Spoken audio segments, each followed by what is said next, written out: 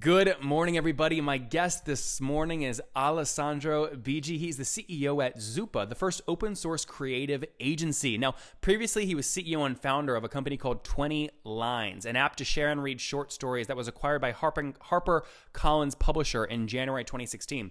He's also worked for JP Morgan Boston Consulting Group and as an adjunct professor in Venice. Alessandro, are you ready to take us to the top? Oh, yes, I am. All right, good. So tell us what Zoopa does and what your business model is. How do you make money? Sure. So, as you mentioned, actually, Zoopa is a sort of an unusual creative agency because basically, instead of having our own internal creative department, we rely on technology to engage with a network of about 400,000 creators all around the world. So, depending on the different project that the client might have, which can be like producing videos or coming up with a strategy for social media and so on and so forth.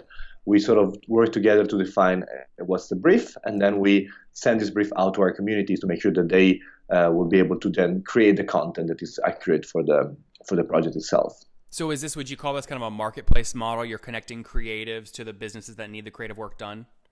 Yes, that's correct. Somehow we have three different types of models that we use for creating content. One is more of an open model in which we sort of set out a brief and a contest for anyone to participate and submit their own creativity. Another one is what we call the private VIP contest, where we only involve sort of the top producers in our platform to participate and potentially win the budget for the production. And another one is what you said, which is directly the matching sort of marketplace between the brand and the creative that can realize then the project. So give me a sense of like an average project that goes through your system. In terms of dollars, what's the average size? Well, they can go anywhere. So they also depend on the different type of creation models that we use. When it's about open model, we usually can go anywhere from, let's say, 40K to 150 or more. When it's more a direct production, it can start as low as 10K, and then of course grow up as the project becomes more complex. Okay. If you did though have to take an average, would you say the average would maybe be about 40K? Yeah, something like that, between Something 30 like and 40K, yeah. Okay. And what year did you launch the company in? So the company actually was born about 10 years ago, and it was born in Italy, and then it grew up, and we currently have offices in Seattle, it's the headquarters for US, New York, where I currently am, and then Venice, Milan, and London. Now, you look like a young guy, but you've sold a company to HarperCollins, and you launched this in 2007. Were you doing this company while you were also building that company that sold to HarperCollins? No. I'm not the founder of Zoopa. I joined about 18 months ago after I sold my previous company. And long story short, is that the investor of Zoopa are the same investor that were in my company in 20 Lines before. And so after I sold that, they asked me if I wanted to join the company. So what's your role at Zoopa? I'm the CEO of the company. Okay, so did the founder leave? I mean, was it a hostile situation where the investors kicked the old founder out and brought you in, or what? Absolutely not, actually. So Zoopa was born in Venice inside this venture incubator called H Farm, which right now gives birth to a lot of startups on a European level. And Zoopa actually was founded by the same founders of H Farm. Ricardo. And so exactly, from Ricardo. And so basically he then took care of that. He got some people to sort of managing the company and grow it from Italy and from the US. And then finally last year they decided to give me this opportunity. So did you join as part of, well, first off, how much capital has the company raised? About $8 million. Okay, so did you join as part of a round, like the Series B, I think you guys did in April 2015, or when did you join? Yeah, I joined right after that, basically. Okay, got it. Were those two things tied together? You coming in as a CEO was tied to the funding amount, or? Sort of, I would say. So there were plans, of course, to develop new revenue streams because Zoopa developed for many years as the contest platform for creatives. Okay. And right now we're really like pivoting, sort of developing, actually, I would say, evolving as the market is also requiring us to evolve into an open creative agency. So at the end of the day, really our goal right now is, our vision is to sort of inspire the world through purposeful creativity. That's what I like to say.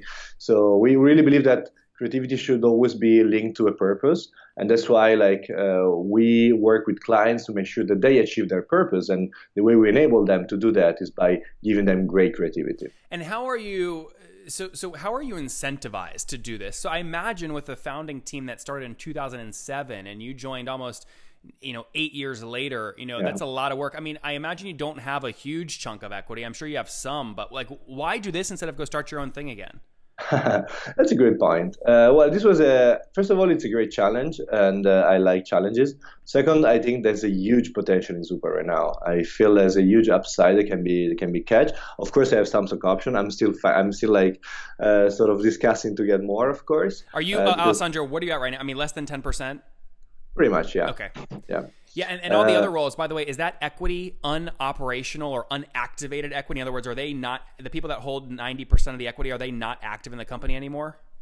No, I mean, there are some that are, of course, the majority is in the hands of the investors right now, and the rest, yeah, some people that are either active on. So we're doing right now a new stock option plan, which I believe a lot in stock option and sharing equity and sharing the possibility of catching this upside with the company. So right now we're working to redistribute a big part of equity to all the new employees. I still feel like I'm missing something, because if I had just sold my company to HarperCollins, the last thing I would do is go take less than 10% equity in a new business that's been around for almost a decade. I'd be feeling confident, and I'd go do my own thing. No, I mean, definitely. I'm doing other things as well, but that's another story. But Well, no, like what? no. I think no, I'm investing in a restaurant, so that's Oh, got it. fun parallel business. But yeah, no. I honestly, the reason is because I really think so. I think right now there's a huge opportunity for Zoopa to grow and to really make it become a big business. Let's say in the 50, 100 million or more value. So I think there's a big upside to catch, and I'm passionate about this. When I started my own company, I was inspired by Zoopa itself. So I always had something inside for that, and I'm a big fan of H Farm and of the founders of H Farm, and so I've had the chance to work with them directly. And when they proposed me this opportunity, I was very happy to get it. And give us a sense of size. So in 2016, if you add up all like the dollar amounts of the proposals that went through your platform, what was the total transaction volume? So I would say it was around 4 to 5 million. So call it 4 million. And what does that run out to in terms of total number of projects? Usually we run about 60 to 70 projects per year. Okay, got it. So this isn't like a freelancer, right? This is like a very high touch, much higher revenue price point model. That's correct, because we take care of the whole strategy of the campaign. So the way it works is that we have one person that is like one person that we associate to each brand, or even more. It can be like a dedicated team, and they take care of everything for the brand itself. So it's a sort of these people, we call them content specialists, and they're halfway between like account managers and creative directors, and they're the one that sort of solve all the headaches of the brands. And then they use our technology, which is the one that enables us to create content in those three different ways to activate those creatives from around the world, and finally produce the right content for the brand themselves. And then drill down for us. So how do you guys make money from that $4 million in transaction volume? We take a share of that. What usually it's about half and half between us and the creatives. Okay, so it's an individual negotiation on every proposal that comes through? Not always, but I would say a lot of times, yeah. Okay. Yeah. And I mean, give me a range there. Are you talking 1% or 10% or less or more, or what? No. We usually, as I said, we usually keep 50% for ourselves and 50% goes to the sorry. creative. I missed that. You said 15% or 50%? 50. 50%. Okay, so I can back into, you guys did about $2 million last year on 4 million transaction volume. Pretty much. What's your goal this year? What would make you really happy?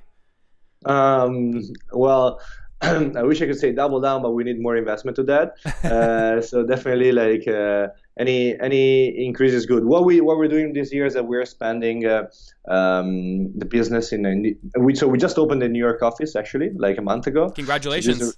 Thank you. It's really exciting actually, and we are also expanding our business lines. So I think. If we're able to sort of expand into this new geographical area, so like sort of horizontal expansion, and vertical expansion in terms of services that we can provide to the brands, and while growing, of course, a little bit the business as well, but still investing most of what we get. I think that's exactly the right direction I want to go. So if there's a creative professional listening right now that just left their full-time job, can they go to Zoopa and sign up to be hired by you? And it sounds like last year you paid out about $2 million to individual creatives. Is that right? Absolutely correct. Yes, they can, and they have to actually. I think it's a great opportunity because really what happens is that we have a network of, and I mean the overall number is 400,000, but that doesn't really matter. What really matters is the core of our top filmmakers, photographers, designers, and storytellers in general. That are a few thousand that we engage on a regular basis. So for them, it's a great opportunity to have a sort of an ongoing income from the project with Zoopa, and also be involved with big brands. So we work in the US, for example, with AT&T, with Microsoft, with a lot of Nestle, Unilever, like a lot of these big brands that would be really hard for, let's say, freelancers or small agencies, because we have a lot of, let's say, 5 to 10 people agencies in our network that we involve for different projects. So I think we're providing a great value to them as well. And where are you at right now in terms of team size? We're about 25 people. Okay. And so I'm imagining you guys are probably not cash flow positive yet. Not far from that. Pretty close? Yeah. Are you raising capital this year? It sounds like you're itching to get more capital to grow faster. It's something we're evaluating right now. So it's we focus more on being able to sustain ourselves with on our own. I think that's definitely my goal for the year, and I think it's totally achievable, totally doable. Once we've proven that, and we're now trying these new models, I think then we might be looking for some additional capital to scale up even more into new geographical areas or new verticals, as I mentioned before. And Alessandro, just rounding this out so people can kind of get in your brain more in terms of where you are in life. So how old are you today? 29. Okay, take me back. When you sold your company to HarperCollins, how old were you? I was 27 and a half. Okay, so that was just a couple months ago. No, 1 year and a half ago. Okay, a year and a half ago. And that company, why'd you sell it? Well, several reasons. So we're working that for 3 years with my team. We started in Italy, and then we raised about $1 million. We went to San Francisco. We did the whole sort of path, and then the publishing industry was a really hard space to be in. So we realized that the best way for us to grow would have been together with a bigger group.